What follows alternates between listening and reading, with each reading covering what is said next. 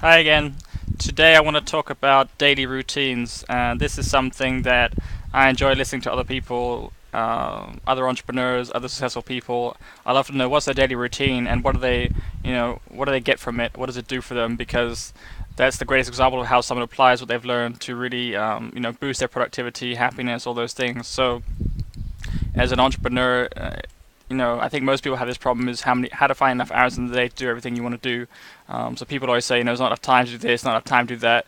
And so I think we all live busy lives. There's a lot more going on in the world than there used to be, 50 years ago. So for me, my daily routine, obviously it's improved a lot since I quit my job. So I'm able to have a lot more time back in my day to do a lot of things that I wasn't able to do. But I think even if you're still in a job, you can still work in some of these things. And for me, I find a lot of happiness just from doing things in a routine way. I think some people like to be more spontaneous. My partner likes to do a different yoga routine, different exercise every day. For me, it's too much to think about. I like to have a fixed routine, at least for some part of the day, and that lets me free up my time for everything else. So the thing about having a routine that, like I said, if you have a limited amount of willpower, this is the main thing, right? You want a routine that takes out having to think about what you're gonna do. So if you have to think too much, you got to spread your willpower and your focus across too many things. You probably won't get everything done. And there's certain things that have to get done every day that I believe you have to get done every day to maintain your health, your happiness. So I kind of have a very fixed routine for the morning, and then the rest of my afternoon and the evening is not as routine. So I just want to share, how I start how I start the day, and how that helps set me up for the rest of the day to stay happy, stay focused and productive. So one thing is the first thing you do when you wake up. And I've read a lot of people say their morning routine is the most important thing because that sets your attention for the rest of the day. That sets you up to either have a good day or an undirected, fuzzy day. So for me, I get up, try and get up early. I've been setting my alarm earlier and earlier. I used to enjoy getting up not with the alarm clock because I didn't have to, but now I'm setting it to try and reset my body clock. So I get up, 6, 7 o'clock, let's say. First thing I'll do is I'll get to my living room. I'll sit down. I'll put my mat out. So I'll sit on my yoga mat. And for me, that sets the intention that I'm going to be meditating soon. And it's there. It's done. I don't have to think about it. But I'm sitting on that mat. I'm not going anywhere. And what I do is I'll read for maybe 20 minutes, and that for me is a good time. It's very quiet in the morning. There's no distractions. I can just sit there and I can read. And recently I've been using this, like I said, this speed reading app on my iPhone, which is Spritz. So in just 20 minutes, I'm able to get through, tons and tons of information. Usually I'm reading biographies or something like that, but you can pick classics, how-to books, anything that's going to really help you in what direction you're trying to grow in. So I read for maybe 20, 30 minutes. Then what I'll do is I'll be having my green tea during that time as well, so that helps you to wake up. My head's often a bit foggy in the morning, so I find that green tea really helps to just wake me up. It's a very natural thing. It's not too strong. So I have the green tea. The green tea I put some chlorella and lemon juice. So that's just something that really works for me. Helps to wake up my body as well. Give you a little bit of energy, but it's not so heavy. I really don't eat a lot in the mornings because I find it just makes me too heavy, especially not before working out. So I'll wake up, I'll read for 20 minutes, then I'll have my tea, then I'll do this meditation. And for the longest time, I've just been doing silent meditation, which is just sitting there, trying to focus on your breath, trying to stop your thoughts. It works sometimes it doesn't. I didn't feel like I was making very consistent progress, and it was quite frustrating. I think a lot of people have that challenge when they try to meditate. And I guess the main benefits of meditation is supposed to be to quiet your thoughts, to um, help you become more detached and step back and look at your life, look at your day. What are the things you want to get out of it? What challenges you're having? Because you can pose all these questions and then wait for answers and wait for that kind of intuition. So a lot of successful people meditate, and it's something that used to be very woo-woo, but I think the biggest hedge fund manager in the world, Ray Dalio, meditates. He credits his success to that. So it's people in all walks of life, and if you haven't tried it, you really can't knock it. So for me at the moment, what I'm finding really effective is I'm using this app on my iPhone. Again, it's from Mind Valley, and it's called Omvana. So what I really like about this app is that you get a ton of different tracks. You can choose what to meditate about. You want to focus on abundance. You want to focus on intention, happiness. If you're depressed, you can basically pick tons and tons of tracks. They've got loads of free ones. Not you know you don't have to pay for them if you don't want to. And the one that I use is actually the one by Vishen, who's the guy that runs Mind Valley, and his meditation is called the 6 phase meditation. And what I really like about this is that it kind of integrates all these components that I've wanted to do, and I've read about different places, but I just don't have the time to do all these things every day. How am I going to develop it into a consistent practice? With this guy, you can tell he's put a lot of work into this because he's kind of integrated all these things into a 20-minute meditation, and it's just packed with all the things I think that you really need to set yourself up for the day. So if you don't believe about meditation, then go read about it. But the 6 phases he has, one is the first one is thinking about how you're connected to the world. So we always have the kind of problem of separation. We always look at the world as a threat, or we see it as separate from us. But actually, we're all connected. And so the first thing is to remember that connection with other people, with other places, that you're all part of the same. You're all part of the same human race, for example. And so that's a really short 2-3 minute thing. And then the second phase there's a few different phases. I don't remember the exact order, but there's one for consciousness is at the beginning, and then gratitude is the next one. So thinking of 5-10 things that you're really grateful for, and doing that every day. And I think he references a study by Martin Seligman, who's one of these professors, these guys that looks at happiness, and they did studies on people that have this gratitude practice where they think about what they're grateful for every day, and after 30 days their happiness is noticeably higher, I think 25% or something. So you don't need drugs to make you happy. There's no magic pill, but meditation and gratitude specifically is one way of boosting your happiness and your energy and everything like that. So I do that practice next as part of the same meditation track. It's really powerful. Try and really visualize it, what you experienced with different senses. So the stronger you can make that emotion, the more powerful it becomes, and just the happier you feel. And I feel it even within 2 minutes. I don't even think about 5-10 things sometimes. Sometimes I just think about one thing because that allows me to focus more deeply on it. And it's all about the emotion. It's not about how many things can you remember or be grateful for, but having that feeling of gratitude. And the more powerful that feeling is, the happier you feel. So that's really cool. I really like that, and it's very short. So again, it doesn't take up too much time. And then there's the next 2 phases.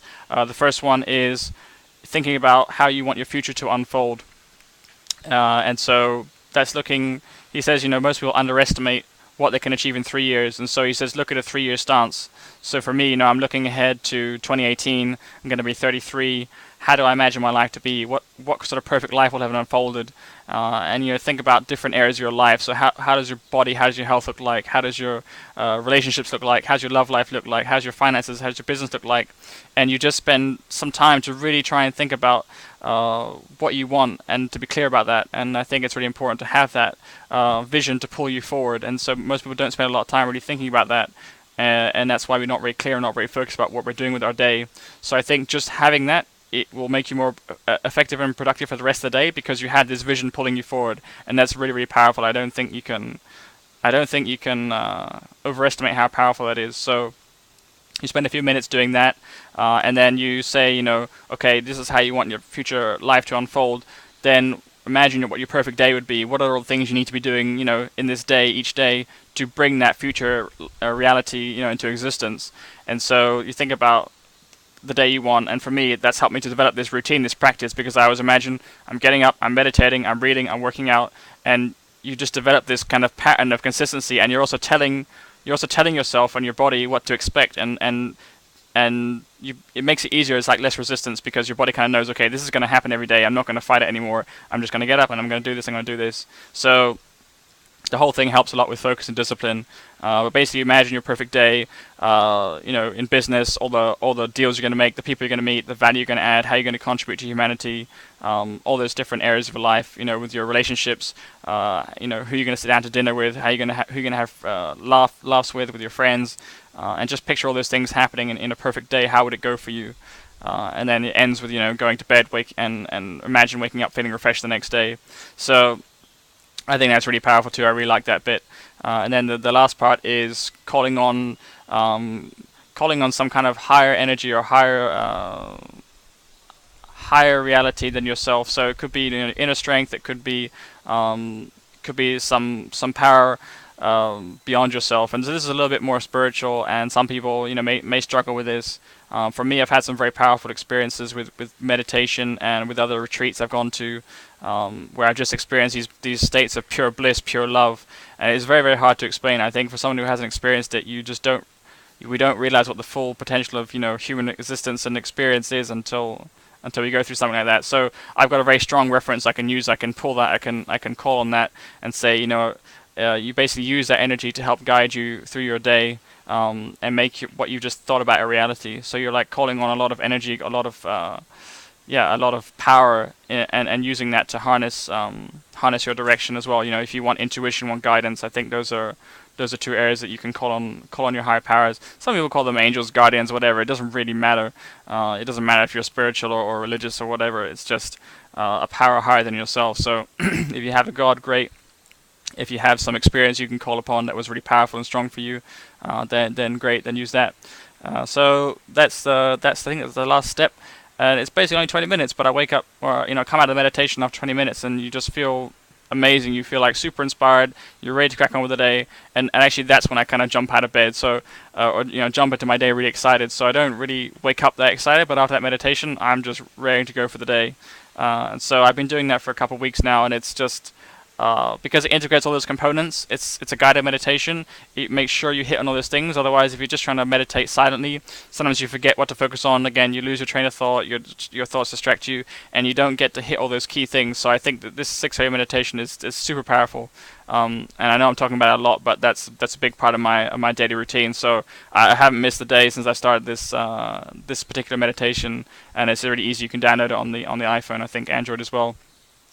So I've been using that one. It's free, and then after that, I'll set my to-do list. So I think I read some video online. Richard Branson has his to-do list. A lot of people write these to-do lists that they want to get things they want to get done, and these are things that if you achieve, you'll be very happy with yourself, and you can tick them off as you go through.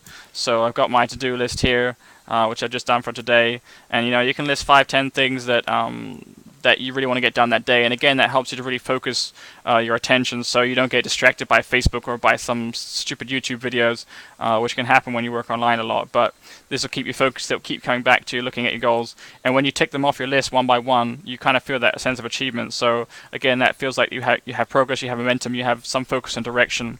And the best time for me to think about my to-do list is always after meditating, because that's when I feel like I have a very clear mind. I'm able to really prioritize what are the high-value activities I want to get done. For some people, it may be a little bit overwhelming to have, because they have so many things they want to get done. So if you feel that's too much for you, then you can probably pick. What's worked for me is to pick the 3 highest value activities. So just pick the top 3. If you only get those 3 done, you'll be happy with that day. It's been a successful day.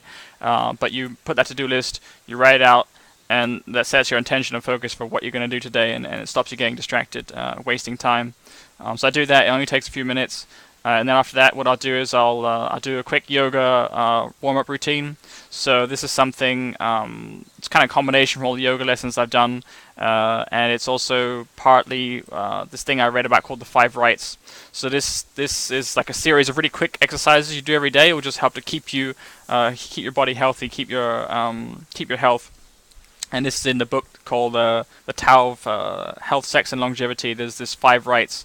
But it's really simple. It's like a series of stretches. It takes maybe 10 minutes to do them all.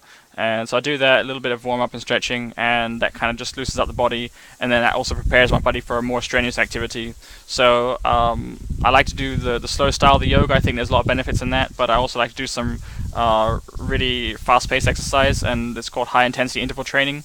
So if you haven't heard about that, it's quite popular now in a lot of sports circles, and the conventional wisdom, that you need to spend hours on a treadmill to lose weight, the whole thing is bogus, because we get a lot of benefits from doing very, very short intervals, short periods of very high intensity training. And so that could be cardio, it could be weights if you're lifting them in the right way. But basically, for me, I do something that's really easy. So I don't like to need to have a gym around me, otherwise I might not do it. And so I'm always looking, what can I use, what's around me. That's a really powerful thing for me to make sure I get something done. Is the less resistance there is, the more chance I'm going to do it.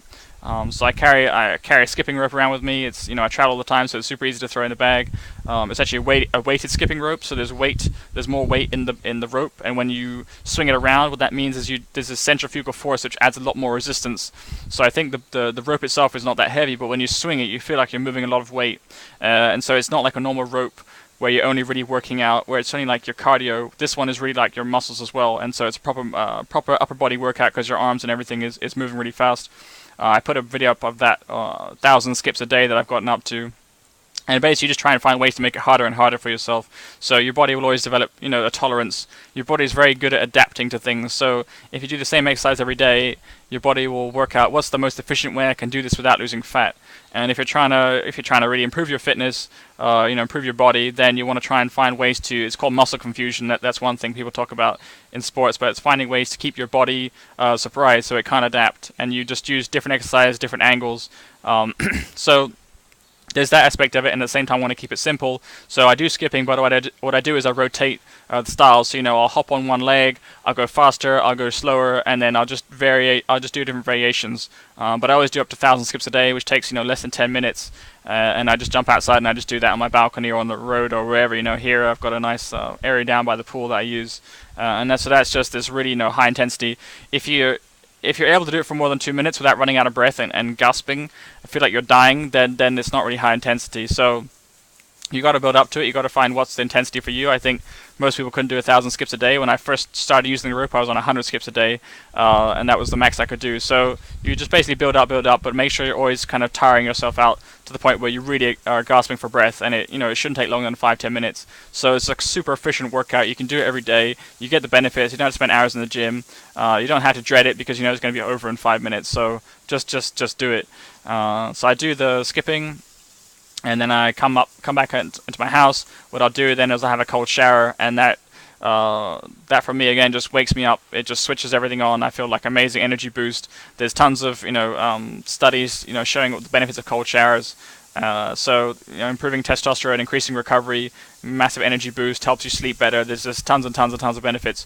So you don't have to start with a tap on cold. I think some people really turned off by that. So I also get in with a tap lukewarm, and then at the end I just turn it down to cold and I keep it as cold as long as I can.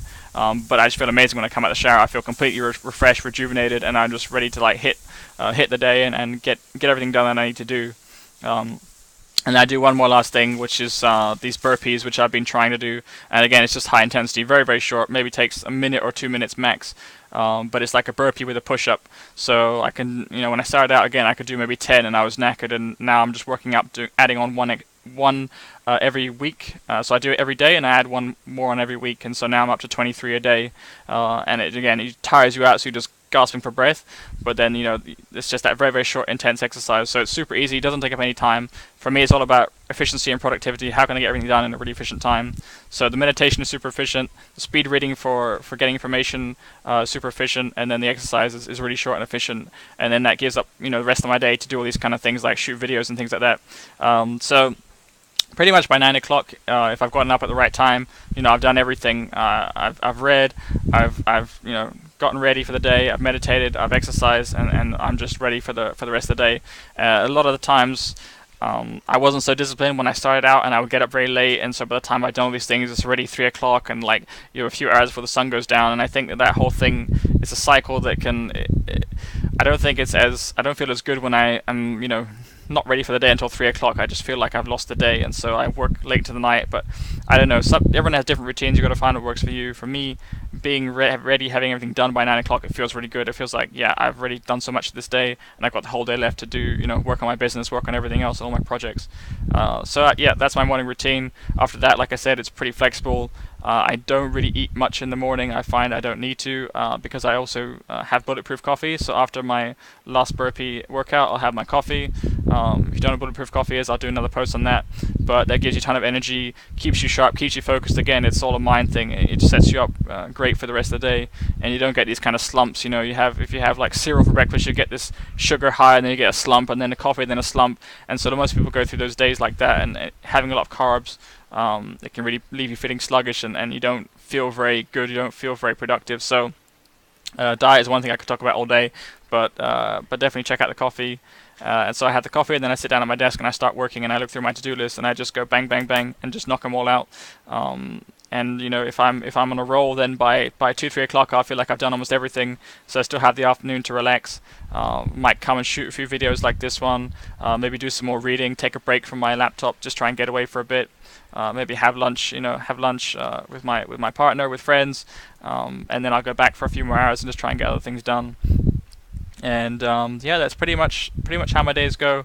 I don't really have that much variation between weekdays and weekends, because every day is great. So if I want to go out, actually I'll probably do that on weekdays when it's quieter. So one of the cool things, if you want to go out to the movies or go bowling or do something fun, is to go when everyone else is at work, because you have the whole town, the whole city to yourself.